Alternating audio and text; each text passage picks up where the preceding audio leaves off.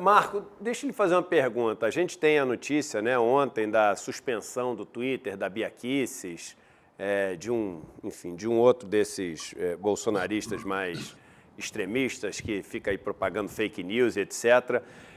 Mas outro dia eu trouxe uma questão mais estrutural aqui, dizendo que me preocupa muito o que está acontecendo nesse campo da comunicação, de uma forma mal. O Twitter, né, adquirido lá pelo Elon Musk, a gente viu outro dia a CNN mandando embora mais de 100 pessoas porque está tendo prejuízos enormes. E se antes a gente via que as empresas que começaram a ter prejuízo, né, de televisão principalmente, elas pegaram e embarcaram essas igrejas neopentecostais e também aqueles negócios de venda de produtos e etc., e foram se vendendo, né, ou para esse fundamentalismo religioso, muitas vezes, ou para a questão 100% da propaganda. Hoje o negócio ficou exponencializado, né? Então o modelo ruiu, né? A conta não fecha mais, a Globo também mandando um monte de gente embora, terminando aqueles contratos que eram os contratos vitalícios, né? Não é vitalício porque acabou, então não é vitalício. Mas eram aqueles contratos que duravam para sempre da Globo, etc. E o que acontece? Quem é que vai segurar esse rojão? Normalmente segura esse rojão, né? Ou quem tem a necessidade de ter aquilo como instrumento de poder, mas tem que ter dinheiro para isso, então você fica muito mais alinhado com os grupos de direita e de extrema direita, né? Ou quem acaba assumindo isso, né, são, enfim, empresários que querem usar a televisão como uma propaganda mesmo, a Jequiti, o SBT para vender Jequiti. Então aquilo ali não é mais para informar. E você não pode informar nada que vá contra o seu patrocinador ou o seu produto. E a pergunta é como é que a gente vai fazer num país onde os meios de comunicação são responsáveis por uma parcela relevante da educação que as pessoas recebem ao longo da vida, num cenário onde a direita e a centro-direita e os grandes grupos financeiros e empresariais passam a ser dono de tudo. A gente viu o banco comprou Exame, banco também segurando as pontas da Veja, de várias revistas também, banco tem Infomoney. Como é que as pessoas vão lidar com isso e a realidade não passar a ser uma realidade paralela? Olha, esse tema realmente talvez seja o tema talvez mais importante, ao meu ver, em termos de política, porque a briga na política é a briga na comunicação. Quer dizer, a gente convence ou não convence o eleitor a votar ou a pensar de uma tal maneira, baseado não simplesmente no que você fala naquela hora, mas como você disse, quer dizer, ao longo da vida da pessoa, depois que ela sai, sei lá, da universidade, para os que tiveram a facilidade de fazer universidade, o que se chama de educação é você continuar aprendendo através da mídia ou através dos livros que você lê. Mas, assim, a mídia tem um papel muito grande. E é claro que a mídia, de uma maneira geral, está na mão de quem tem muito dinheiro, porque é muito caro você ter uma televisão, uma rádio, um jornal. Esse modelo está com dificuldade? Está com dificuldade em parte desde a internet, o programa de vocês, de certa maneira, é um concorrente, né? Já é exatamente uma tentativa de a gente fazer uma coisa mais democrática e diferente, e muita gente está gostando disso. E isso é muito importante. É claro que essa porta abriu também para gente maluca e gente que fica criando fake news, e eu vejo como algo muito difícil, assim, a gente tem que decidir de que maneira a gente pune isso, porque depender de uma ação do Twitter, da ação do Facebook, quer dizer, que Supremo Tribunal Federal é esse de gente que a gente não sabe como decide e quais os critérios, enfim. Eu acho muito complicado que essa punição esteja sendo feita com pouca transparência e por pessoas que não foram outorgadas pela sociedade esse poder. Mas na prática é isso. Você tem algum problema com o teu Instagram ali, com o Facebook, quem te pune, né, é o Facebook. E o YouTube é a mesma coisa. E é difícil você ter que ligar para lá para falar com alguém, mas eu acho muito complicado. Eu acho que a sociedade civil tem que fazer parte dessa decisão de como se afasta ou se suspende algum ataque a fake news, esse sistema de fake news. Olha, agora, eu acho assim que para o futuro, eu tenho dito que, até eu vi ali no grupo de transição que está estudando isso, está o Janones, né? E tem muita gente contra o Janones, acho que o Janones, de certa maneira, representou o Carluxo do lado do Lula. Eu discordo dessa posição, eu acho que, de fato, nas redes sociais a linguagem é um pouco diferente e o Janones, digamos assim, sabe utilizar essa linguagem. Agora, em termos práticos, né, para esses próximos 4 anos, ou o governo e a esquerda, de uma maneira geral, entende que a gente tem que construir um projeto de comunicação que seja, né, mais de esquerda, mais democrático, né, e que não fique baseado... Porque você pega as grandes televisões ali, não é simplesmente o que eles dizem, é o que eles omitem. Muitas vezes o que você vê no jornalismo é não tocar num assunto. A gente falou aqui a última vez que você teve errada. os 51 imóveis, foi só uma das suas últimas Sim, participações aqui. Exatamente, perfeito. exatamente. Quer dizer, a Globo ter demorado tanto para entrar naquilo ali e entrar de uma maneira muito, muito discreta, eu diria, Isso. diante da enormidade daquilo ali.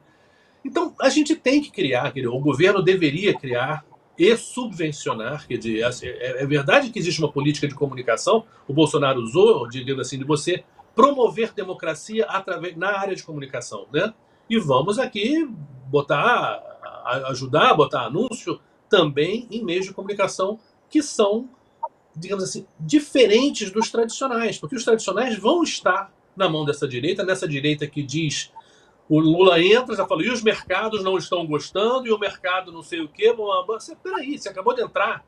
E já tem esse viés, que é o viés deles. Quer dizer, ou se constrói um projeto de comunicação em que as redes sociais são muito importantes, e aí a gente tem que reaprender uma linguagem. E isso é muito problemático para os caciques da esquerda da comunicação. Porque esse pessoal que veio de jornal, de revista, de televisão, quer dizer, pessoal das antigas, de certa maneira, que vê com uns olhos assim, meio, essa coisa de TikTok é dancinha. Pô, o TikTok já não é dancinha há muito tempo, entendeu? Tem dancinha, mas não é só isso. E o fato é que as pessoas TikTok.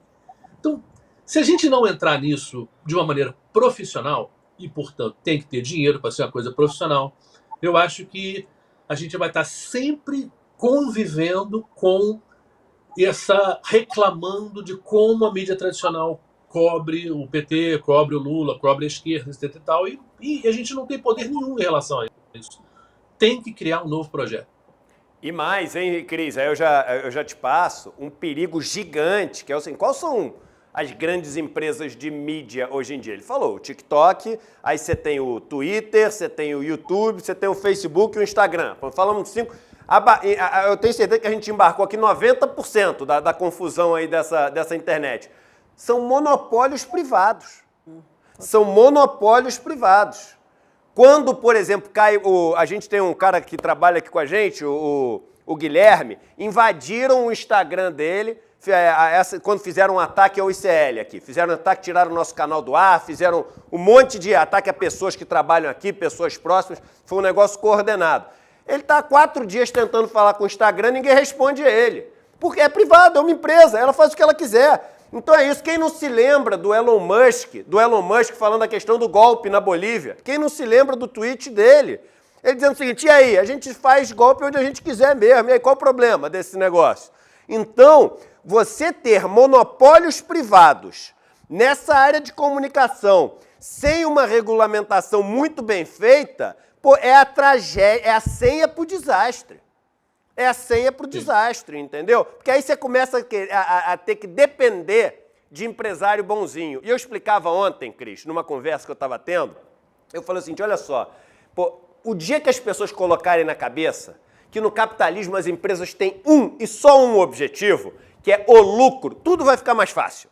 Por que vai ficar mais fácil? Porque é o seguinte, ó, já que não é socialismo, vai ser capitalismo. Então vamos partir da premissa que é o seguinte, só tem um objetivo, que é o lucro. Se a gente já sabe que o único objetivo é o lucro, a gente começa a botar limite, a gente começa a restringir. Porque se a gente começa a acreditar que o cara vai ser bonzinho, que ele vai ter uma intenção sustentável e etc., ferrou. Ferrou porque a gente não faz o que tem que ser feito. Tem que botar limite, tem que botar ali contenção. porque o objetivo é somente um, é lucro. Então, Cris, me preocupa muito a comunicação ficar na mão de monopólios privados sem ter uma legislação que coloque um monte de limite nesse negócio. É a senha para o desastre, Cris. Claro, a gente tem que entender que essas empresas são empresas de mídia, elas se tornaram empresas de mídia. Estou falando das Big Techs aqui, todas elas. Esse é o entendimento, inclusive, que o Tribunal Superior Eleitoral passou a ter, justamente pelo comportamento dessas empresas, né, pela falta de moderação nos grupos, pela facilitação ao discurso de ódio, etc. O TSE percebeu, durante a campanha eleitoral, né, que elas agem como empresas de mídia. E com essa percepção, passou a atuar durante a campanha eleitoral. Agora, claro que não basta o entendimento do TSE. O TSE tem uma atuação restrita para período eleitoral. Agora, nós temos exemplos em outros países, e mais do que isso, tem o exemplo da União Europeia, que foi capaz de criar uma legislação que, de alguma forma, impõe esses limites que você está falando, Eduardo. Então, é possível criar legislações que imponham limites, critérios de atuação dessas empresas, enfim, que exijam dessas empresas, né, algum tipo de moderação. Você não pode ter esse mercado livre de discurso de ódio. A União Europeia fez isso, a Austrália, se eu não me engano, também caminhou no sentido de uma legislação que dê conta dessas questões.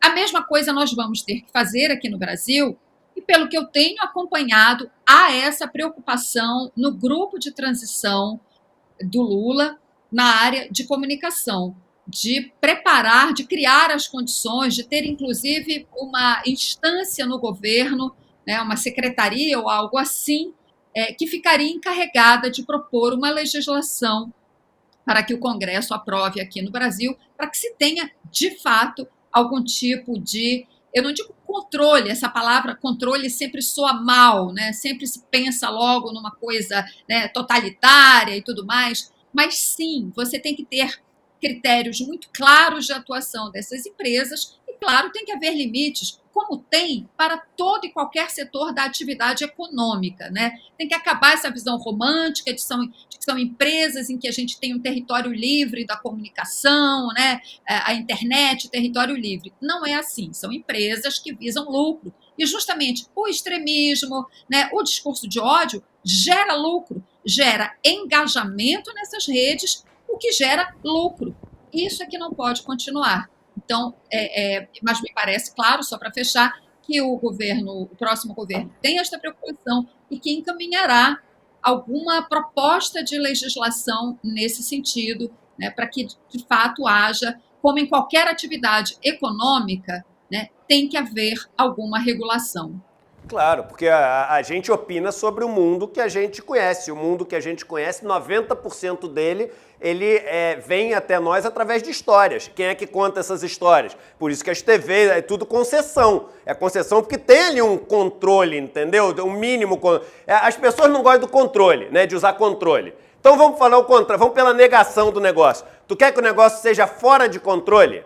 É isso? Então vamos deixar o seguinte, deixa rolar tudo fora de controle. Ah não, aí é ruim. Então tá bom, então vamos fazer o seguinte, não vamos deixar fora de controle. Assim fica melhor? O não do não fica melhor para você? Então a gente usa isso, porque a gente começa a ter medo de usar uns termos, entendeu?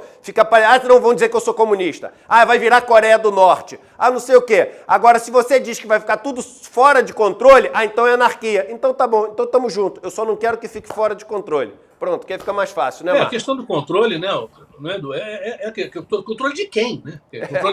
Hoje o controle é totalmente na mão dessas grandes, das Big Techs. Eles decidem se vai censurar ou não vai, se vai tirar, se vai suspender. A questão, isso é que eu acho que está errado. Quer dizer, tem que ter um controle, sim, mas é um controle de todos, quer dizer, da sociedade que diz, olha, é isso que a gente vai ter, vai ser essas instâncias. Agora, voltando ao que você falou em relação à questão da grana, né, do dinheiro, que é para lucro mesmo, o negócio, né?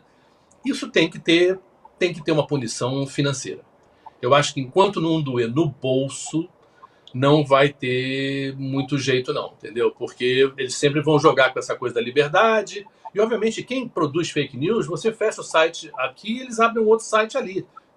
quem é o responsável e quanto vai custar para essa pessoa a produção do fake news. Quer dizer, essas multas, elas têm que realmente, um pouquinho ali, como quando de certa maneira, o PL estava criando um fake news, né, que o Alexandre de Moraes impôs ali 22 milhões, né, aí doeu. Aí a coisa foi complicada, porque, de fato, existiu um fake news, existiu a punição ao fake news.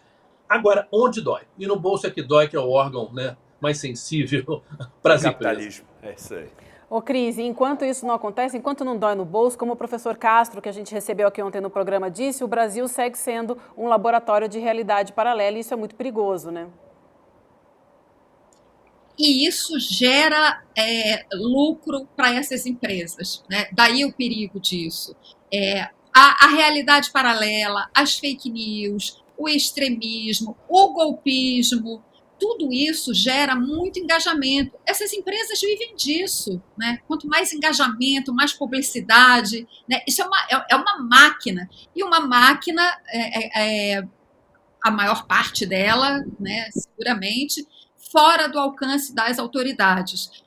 Inclusive, isso que a gente está falando, eu falei há pouco da legislação da União Europeia, que é super importante, porque é uma legislação supranacional, né? E essa é uma discussão, mas será que se a gente formular e aprovar, enfim, alguma legislação aqui no Brasil, isso resolve? Não resolve completamente, até porque a gente pode ter uma legislação aqui no Brasil para que essas empresas funcionem aqui no Brasil, e elas têm representações aqui no Brasil, algumas não, né? Algumas tentam ficar numa espécie de clandestinidade, como foi o caso do Telegram, durante a campanha eleitoral, né? Demorou para que se tivesse, para que o TSE, imagina, a autoridade eleitoral máxima de um país, durante uma campanha eleitoral super conturbada, não conseguia sequer localizar um representante do Telegram aqui no Brasil. Até que uma reportagem da Folha descobriu que o Telegram tinha um escritório de advocacia aqui no Brasil que a representava. Por meio desse escritório foi possível, então,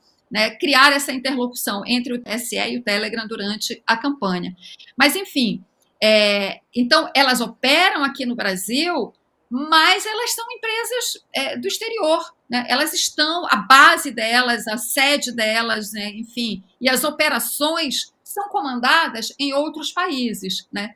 Então, mesmo que você formule uma legislação e que ela seja muito boa, ela conseguirá impor alguns limites, mas sempre vai ser aquela coisa de enxugar gelo, né?